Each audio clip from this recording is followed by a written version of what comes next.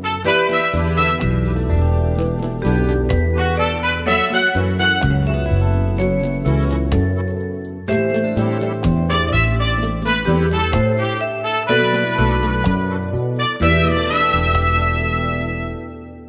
dans la soirée du mercredi 26 juillet 2023 que le président de la République, Denis Sassou Nguesso, a foulé le sol de la Fédération de Russie par l'aéroport Pulkovo 2.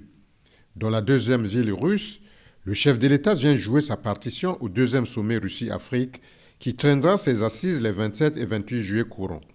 À sa descente de l'aéronef, le président de la République est accueilli par le gouverneur de la ville de Saint-Pétersbourg. Après une pause dans le salon de l'aéroport, Denis Sassou Nguesso, qui arrive à son hôtel, est salué par quelques autorités congolaises présentes dans cette ville. Le chef de l'État n'est pas à sa première visite en Russie. La dernière en date remonte à octobre 2019, à l'occasion du premier sommet Russie-Afrique de Sochi, cette station balnéaire située sur les bords de la mer Noire. Le séjour russe de Denis Sassou Nguesso est une occasion supplémentaire de raviver la coopération bilatérale entre la Russie et le Congo. Deux pays qui entretiennent d'excellentes relations diplomatiques qui remontent aux années 1960.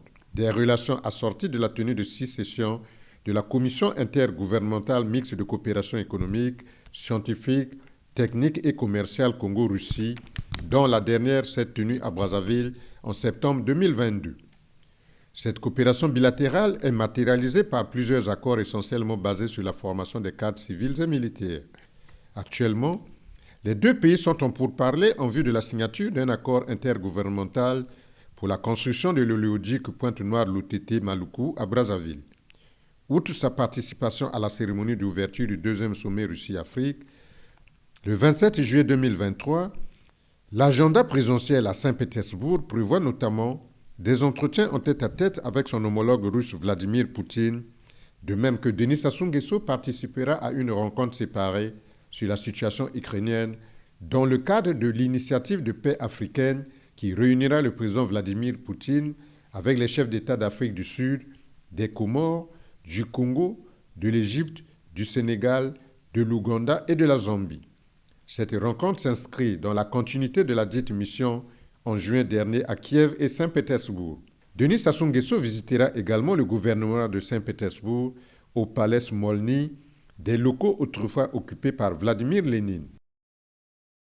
La cérémonie d'ouverture a été marquée par plusieurs allocutions, dont celle du président Vladimir Poutine de la Fédération de Russie, qui a fixé les États africains sur le bien-être des populations et la stabilité politique voulue par son pays.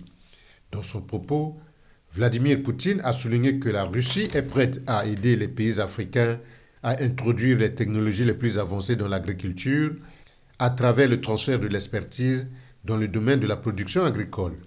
Pour le dirigeant russe, son pays cherche à développer la coopération avec les pays africains, notamment en matière de lutte contre la pauvreté, la garantie de la sécurité alimentaire et de la crise climatique.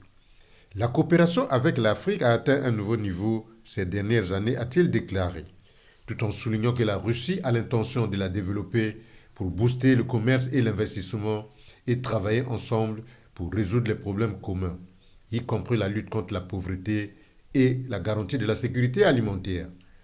Le dirigeant russe a également exprimé la volonté de son pays à aider ses partenaires africains dans tous les domaines possibles en renforçant la souveraineté nationale et culturelle de leur pays, ainsi qu'en les aidant à contribuer à la résolution des problèmes régionaux et internationaux. L'Afrique, a-t-il indiqué, est devenue aujourd'hui l'un des pôles du monde multipolaire. Le président Vladimir Poutine a ajouté que son pays soutient les aspirations des pays africains à la stabilité et aux progrès sociaux et économiques.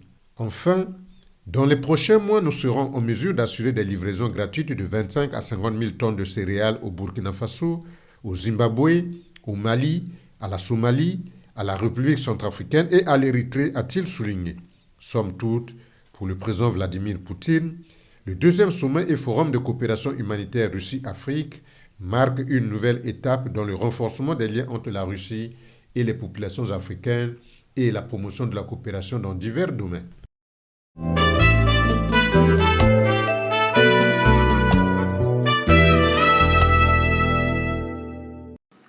Le monde multipolaire du XXIe siècle ne peut se renfermer sur soi, raison pour laquelle l'Afrique veut établir des partenariats toujours plus équilibrés et sincères entre notre continent et le reste du monde. Ainsi, sur le plan économique, l'Afrique, où vivront 3,8 milliards d'habitants à la fin de ce siècle, souhaite des partenariats mutuellement bénéfiques avec des pays, mais aussi avec les grands bailleurs bi- et multilatéraux. Notre continent a les moyens de le faire, compte tenu de l'abondance et de la diversité de ses ressources humaines et naturelles incontestables et du dynamisme de sa main-d'œuvre qui est à la fois qualifiée, compétente et compétitive. Dans ce schéma, il est évident à nos yeux que la Russie a toute sa place pour se poser en tant que partenaire majeur et nous sommes prêts à aborder avec elle toutes les grandes questions de coopération. J'estime alors que la présente édition du sommet Russie-Afrique se tient à un moment charnière pour l'Afrique. Comme vous le savez, dans le but d'accélérer l'intégration économique du continent, les États membres ont officiellement lancé, au cours du sommet de Niamey du 7 juillet 2018, la zone de libre-échange continentale africaine. La création de cet espace économique et commercial unifié contribuera sans doute à la mise en application de la vision des aspirations de l'agenda de l'Union africaine 2063.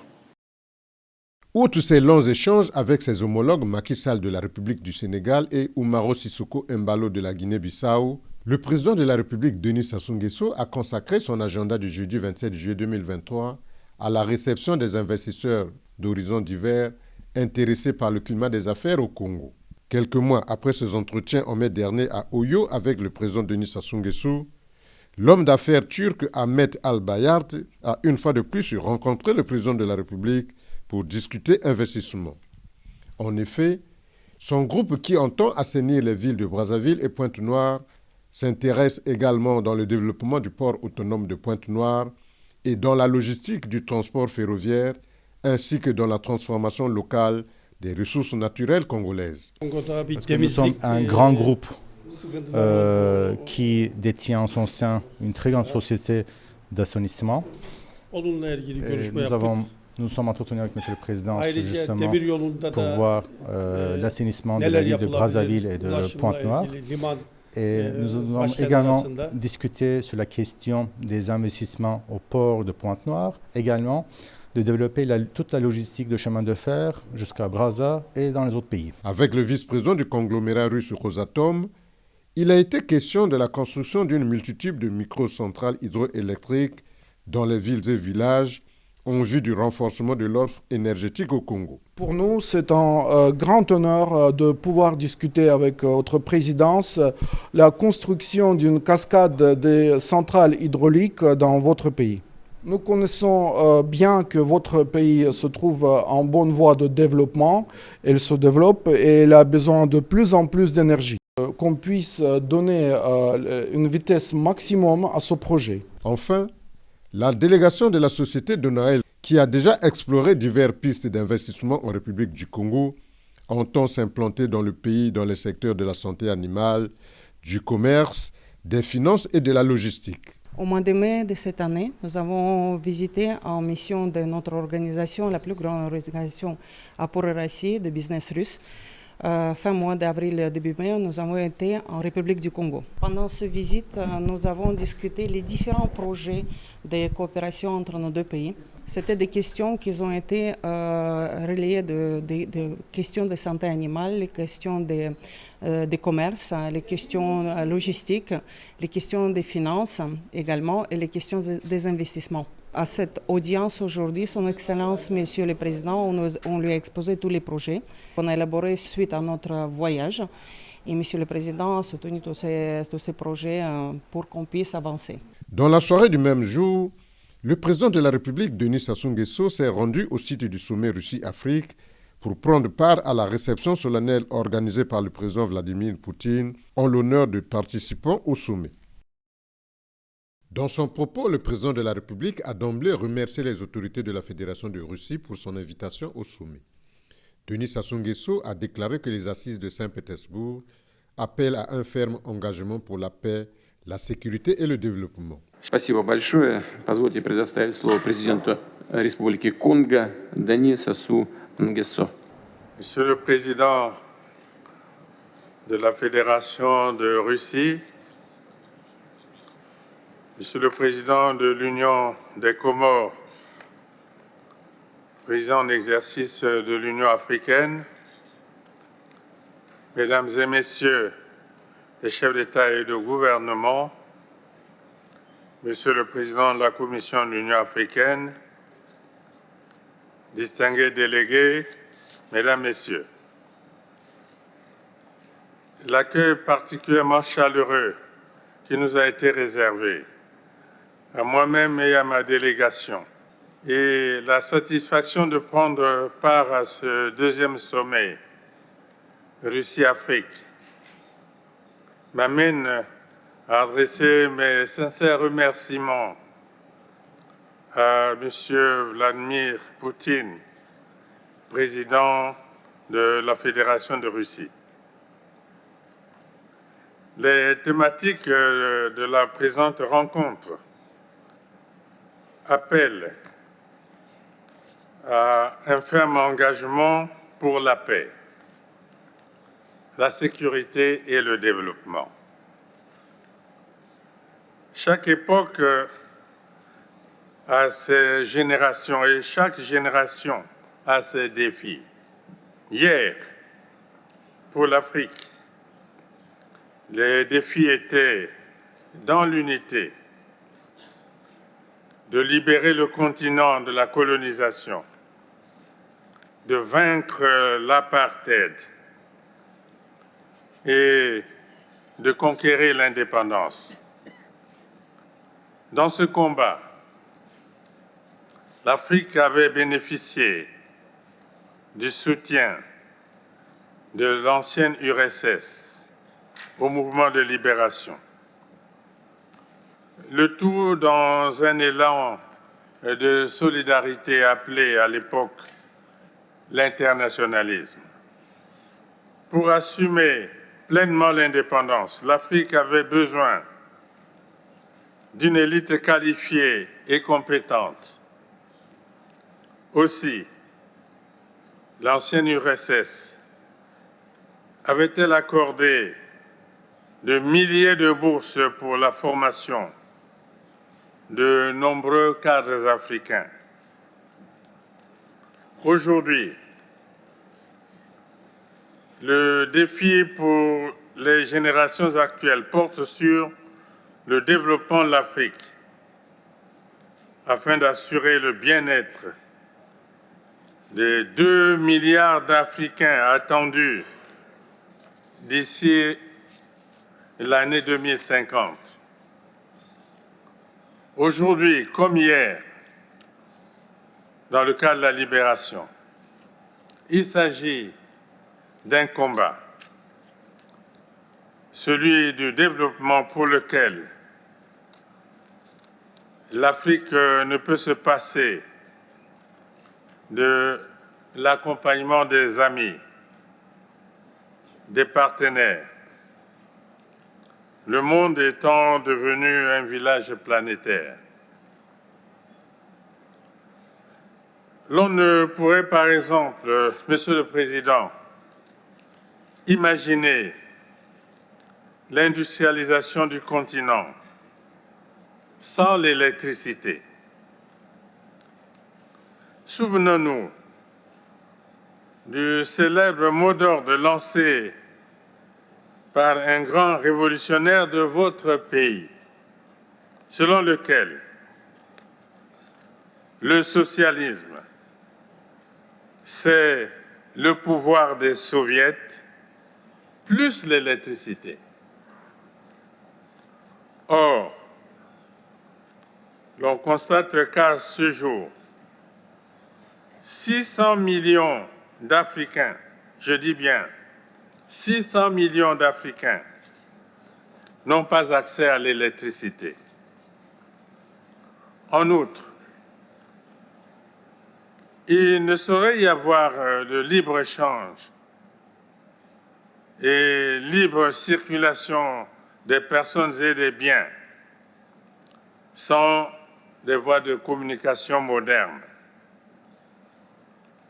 notamment des infrastructures routières, ferroviaires, portuaires, aéroportuaires, les télécommunications. La zone de libre-échange continentale africaine, qui participe de cette vision salvatrice, ne peut avoir de contenu que si elle est adossée à des infrastructures de communication viables. Or, tous ces investissements sont onéreux. Si un pays s'engage à les réaliser seul, ce sera au prix d'un endettement suicidaire. Ces réalisations ne seront possibles qu'en pool de pays ou dans le cadre des communautés sous-régionales. L'accompagnement de l'Afrique par la Russie appelle au renforcement du partenariat stratégique gagnant-gagnant. Cela impose aux pays africains de se concerter pour définir les infrastructures prioritaires qui constitueront la base de négociations globales dans le cadre de partenariats public-privé, de financement en BOT ou de crédits concessionnels remboursables sur le long terme. L'Afrique ne pourra se développer que dans le cadre d'une synergie intégrée et non autarcique, se fondant sur de petits projets sans envergure. Une telle coopération ne devrait pas être réduite à une simple générosité basée sur l'aumône pour les uns et la mendicité pour les autres. Cette vision du développement est importante. Elle place la paix au rang de levier essentiel afin de garantir la mise en confiance des partenaires et la sécurisation des initiatives engagées. En parlant de paix en Afrique, il nous faut également évoquer la paix dans cette partie de l'Europe. C'est pourquoi j'en appelle ardemment à la fin du conflit russo-ukrainien. La sagesse africaine enseigne que l'herbe fait toujours les frais d'une rivalité ou d'un duel entre éléphants. Tel est le cas du blé qui a intégré les habitudes alimentaires de la plupart des pays africains, aujourd'hui confrontés à des pénuries qui ont un réel impact sur le quotidien de leur population. Pour une solution adéquate au conflit russo-ukrainien, l'initiative africaine ne doit ni être négligée, ni être sous-estimée. J'apprécie la position prise tout à l'heure par le président Poutine sur ce sujet. Une fois de plus, l'optimisme reste de mise, tant pour l'éventail des préoccupations qui seront abordées au cours de ce sommet, que pour la restauration de la paix dans cette partie du monde qui nous accueille aujourd'hui. Je vous remercie, Monsieur le Président.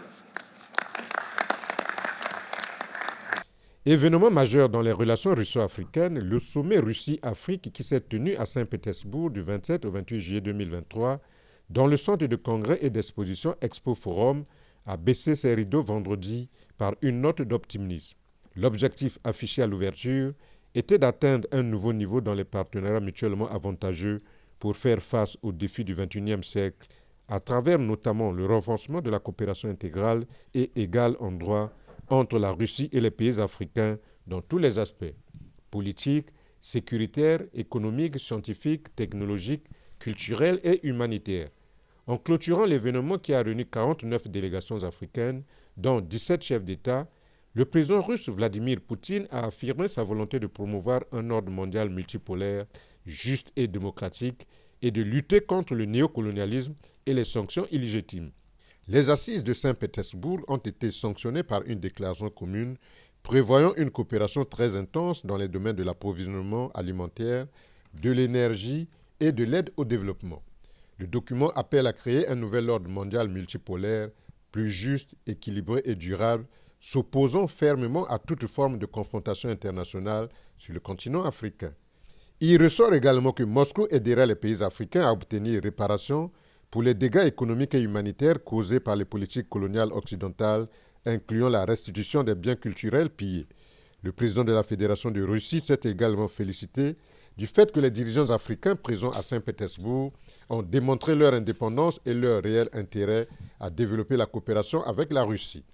La question de passer systématiquement aux monnaies nationales, y compris le rouble dans les règlements financiers des transactions commerciales entre la Russie et l'Afrique, a été également au centre des décisions prises à Saint-Pétersbourg. D'après le président Vladimir Poutine, un sommet Russie-Afrique se tiendra désormais tous les 3 ans et un mécanisme de partenariat et de dialogue sera créé sur les questions de sécurité, ainsi que pour la lutte contre le terrorisme, la sécurité alimentaire et le changement climatique. Enfin, la situation en Ukraine a fait l'objet d'un déjeuner de travail entre le président Vladimir Poutine et un groupe de chefs d'État africains, membres de la Commission de paix de l'Union africaine. Déjeuner dont la discussion a été focalisée autour du conflit russo-ukrainien. En somme, la Russie débloquera une enveloppe de 90 millions de dollars pour alléger le fardeau de la dette africaine. Après une longue période de passage à vide et la Russie étant devenue un pays émergent qui a une grande et longue expérience dans les domaines de la recherche, de la construction, de l'intelligence artificielle et qui a l'avantage d'être un pays ami de la République du Congo, 2 pays qui vont célébrer l'an prochain le 60e anniversaire de l'établissement de leurs relations diplomatiques, il est donc question de redynamiser la coopération tous azimuts dans les secteurs agricoles par l'appui technique aux projets congolais. La Russie est très présente dans la formation des cadres congolais dans les secteurs de l'éducation en accordant davantage de bourses, en diversifiant les formations tout en les réorientant vers les besoins réels du développement du Congo. De même que la Russie entend resserrer ses liens de coopération diplomatique avec le Congo. Elle apporte son soutien total aux efforts de médiation du président Denis Sassou Nguesso en vue de l'organisation d'une conférence de réconciliation en Libye. Le Congo souhaite que ce pays ami qu'est la Russie sorte de cette situation désastreuse de guerre afin que l'Ukraine et la Russie trouvent le chemin de l'apaisement et de la réconciliation. En somme, celui de la paix. Car la guerre hypothèque le développement de l'un et de l'autre. Autant de sujets ayant meublé les échanges au plus haut niveau de ce samedi 29 juillet entre la Russie et la République du Congo.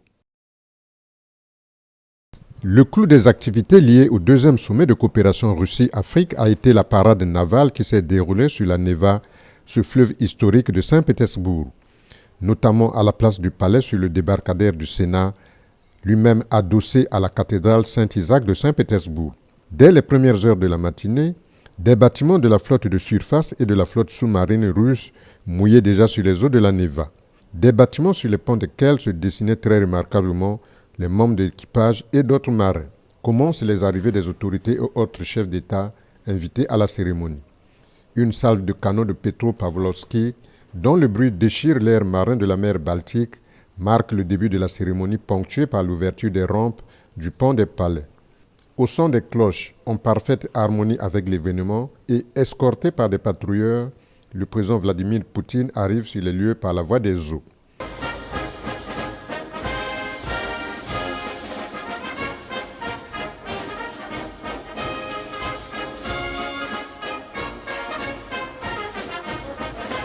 Après le passage du drapeau national et de l'emblème de la marine russe, le dirigeant de la Fédération de Russie prononce une allocution dans laquelle il énumère les principaux points de l'histoire des flottes russes présentes en mer Noire, en mer du Nord et en mer Baltique.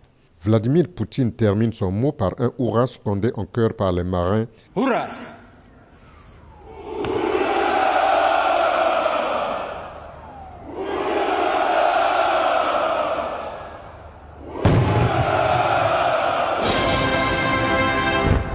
Et soutenu par le grondement d'une salve tirée depuis un bâtiment ancré dans la Baltique.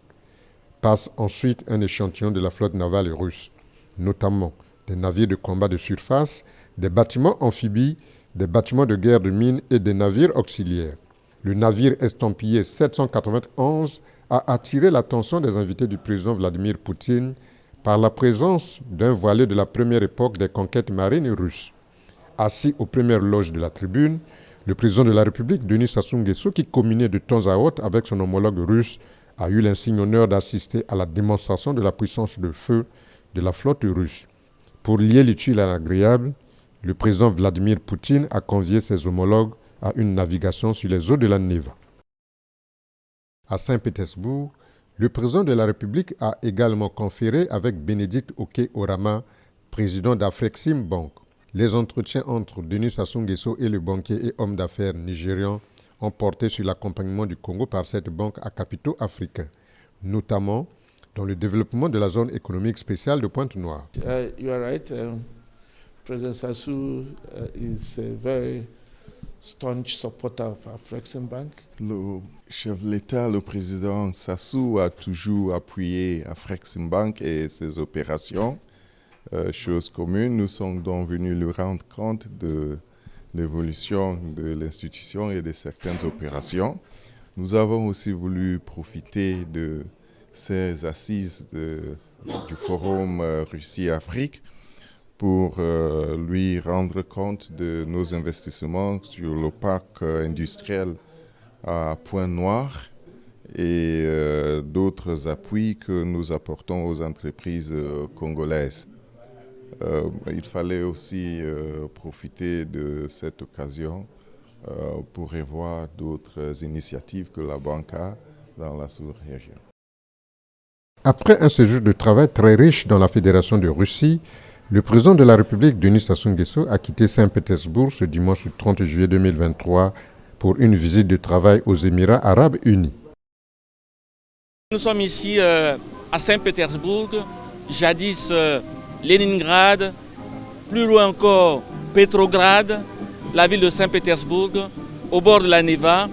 Et dans mon dos, vous avez le panorama de l'Université d'État de Saint-Pétersbourg, où ont étudié des générations de Congolais dans cette belle métropole, dans votre humble serviteur.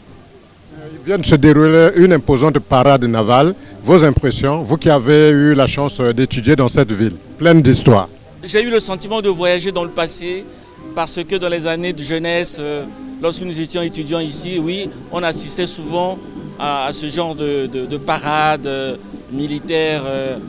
Vous savez, les Russes, ils ont le patriotisme dans le sang, la fierté de leur armée qui est l'une des meilleures au monde, on peut dire, puisqu'elle a réussi à briser la machine hitlérienne au siècle dernier.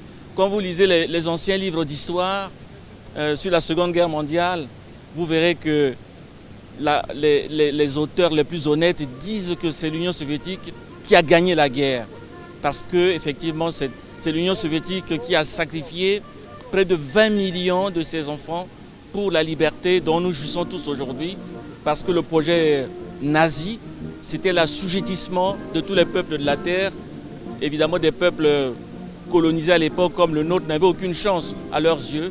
Voilà, donc c'est un moment de fierté partagé.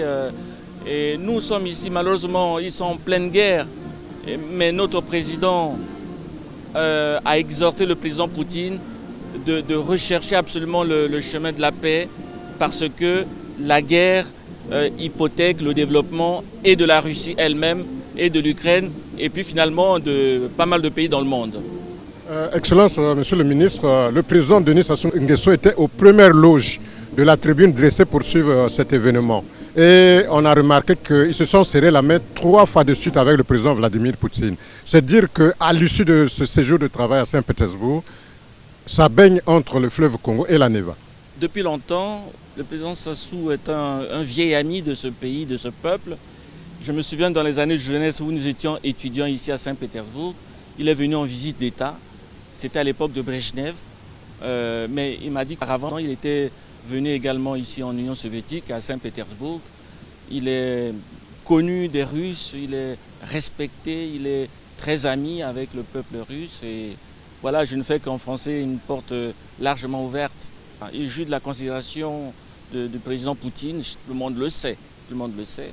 Et on l'a senti encore hier soir au moment du tête-à-tête. Et la moisson de ce séjour, pour terminer. Nous avons un partenariat stratégique avec la Russie. Souvent, les Congolais ne voient que l'Europe occidentale. Je ne sais pas pourquoi. Le monde, il est dans la diversité. Il faut savoir qu'il y a l'Occident, c'est l'Ouest. Il y a l'Est, il y a le Nord, il y a le Sud. Il y a même le Sud-Ouest et le Sud-Est. Donc nous devons aller dans tous les azimuts.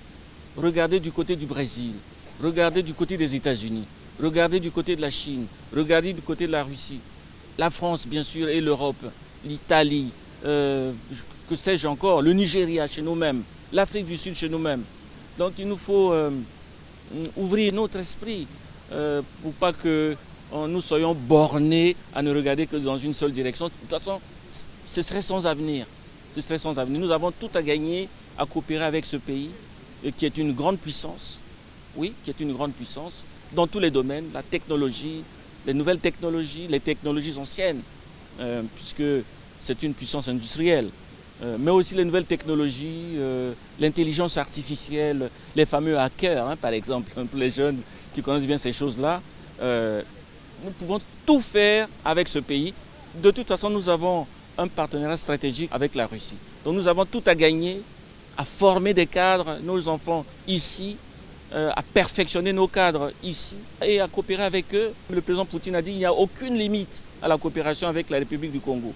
Nous pouvons tout faire avec eux, accueillir chez nous des entreprises russes qui souvent travaillent avec des entreprises d'autres pays. Voilà, c'est ça le monde d'aujourd'hui. Nous avons tout avantage à coopérer avec la Russie.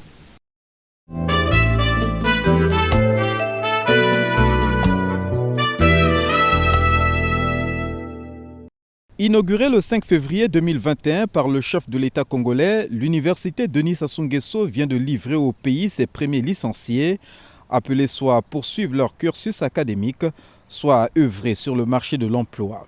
La cérémonie de remise des diplômes à ces lauréats a été rehaussée ce lundi 24 juillet de la présence du président de la République lui-même, venu réaffirmer son engagement en faveur de l'éclosion d'une élite résolument tournée vers le développement national.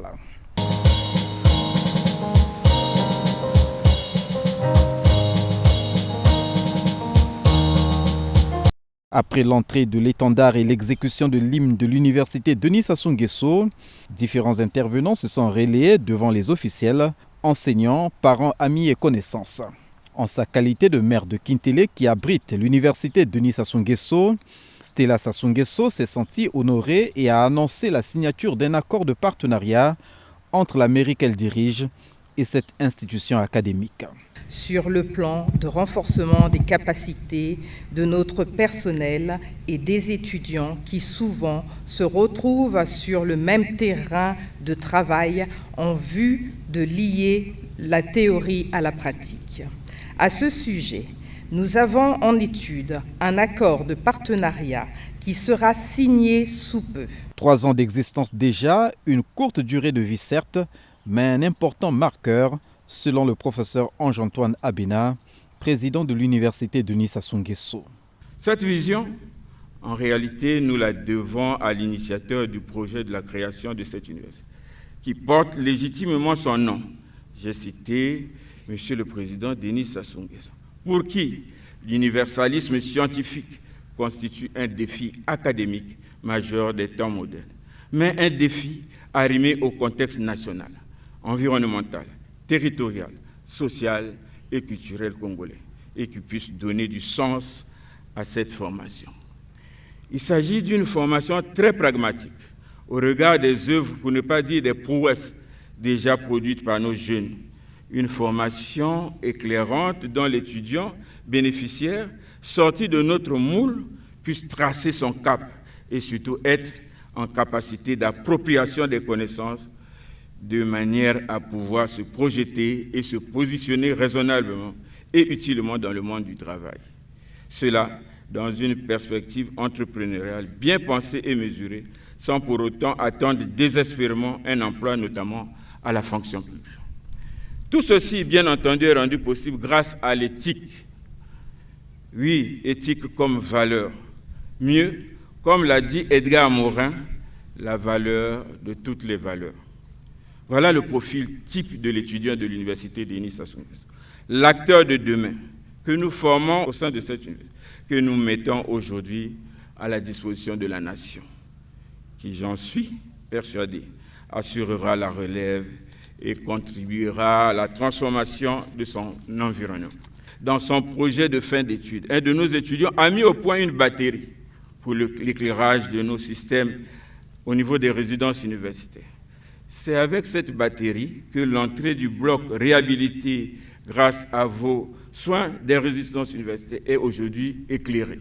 Cette batterie a une autonomie de 7 ans. Cette première promotion de l'université Denis Sassou Nguesso est dénommée Promotion Umaro Sissoko Embalo, du nom du président de la République de Guinée-Bissau, a déclaré la ministre de l'Enseignement supérieur. Edith Delphine Emmanuel, visiblement comblée par l'envol amorcé par l'Institution du savoir. Après l'inauguration le 5 février 2021 et le lancement des cours, la présente cérémonie marque indéniablement l'envol de l'université Denis Sassou Nguesso et elle confirme les attentes placées en cette institution, à savoir former le capital humain dont nous avons tant besoin pour le développement de notre pays. Les cérémonies de collation de grade ont ceci de particulier qu'elles marquent la fin d'un cursus. Un cursus marqué par des moments de doute, des échecs, mais aussi en définitive par le succès. C'est cette réussite au goût incomparable que nous célébrons ce 24 juillet 2023 à l'université Denis Sassou Nguesso, dont la devise qui nous a été rappelée est « Rigueur, excellence, lumière ». En effet, l'université Denis Sassou Nguesso livre sa première promotion de 306 diplômés. Assurément, la cuvée 2023 est exceptionnelle au regard de la formation acquise durant 3 années par des étudiants qui ont pu bénéficier d'enseignements de qualité dans un environnement propice et des campus modernes. Ici, il n'y a ni Mboshi, ni Teke, ni Lari, ni Congo. Il n'y a que la famille de l'université Denis Sassou Nguesso. Oh, l'Occident a Denis Diderot, l'Afrique a Denis Sassou Nguesso. Ils sont au total 306 étudiants à avoir obtenu leur licence sur 324 présentés, repartis dans plusieurs filières comme celle des sciences appliquées, des bâtiments et travaux publics. Comme quoi, après l'effort, vient le réconfort. Institut supérieur des sciences géographiques, environnementales et de l'aménagement. Inscrits 77. Admis 62. Ajourné 15. Taux d'admission 80,51%. Institut supérieur de l'architecture, urbanisme, bâtiments et de travaux publics. Inscrits 83. Admis 83. Ajourné 0. Soit un taux d'admission de 100%. Ces résultats sont un motif de satisfaction pour Gloire Pessa, président des étudiants de l'Université Denis Sassou Nguesso. Aujourd'hui, à l'issue de notre formation de niveau licence, nous sommes capables de quelques réalisations pratiques telles que la conception des plans architecturaux, la fabrication de piles, la concession de sites Internet, le recyclage des déchets plastiques, la réalisation des études d'impact environnemental et social, etc. Rappelant que l'Université Denis Sassou Nguesso est une institution académique à vocation panafricaine, seconde université publique en République du Congo, après l'Université Marien Ngouabi. L'autre temps fort de cette cérémonie a été la visite des produits réalisés par les étudiants de l'Université Denis Sassou Nguesso. Il s'agit notamment des plans de cartographie et des maquettes d'architecture ayant retenu l'attention du président de la République. Au terme de cette visite, les parents des étudiants ont témoigné leur reconnaissance au chef de l'État.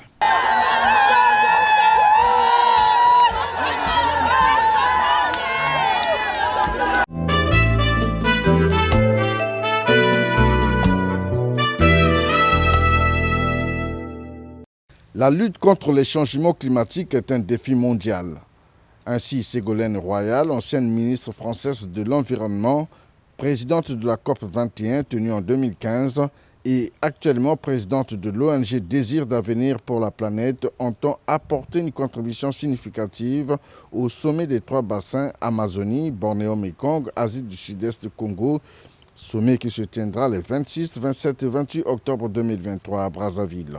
Elle a exprimé son soutien à ce sommet ce lundi lors d'un entretien que lui a accordé le président de la République, Denis Sassou Nguesso, initiateur de ce sommet qui sera à sa 2e édition. C'est l'engagement commun que nous avons sur la lutte contre le réchauffement climatique et pour la protection de la planète, puisque j'avais rencontré le président Denis Sassou Nguesso qui était très présent à la COP 21, que j'ai eu l'honneur de présider.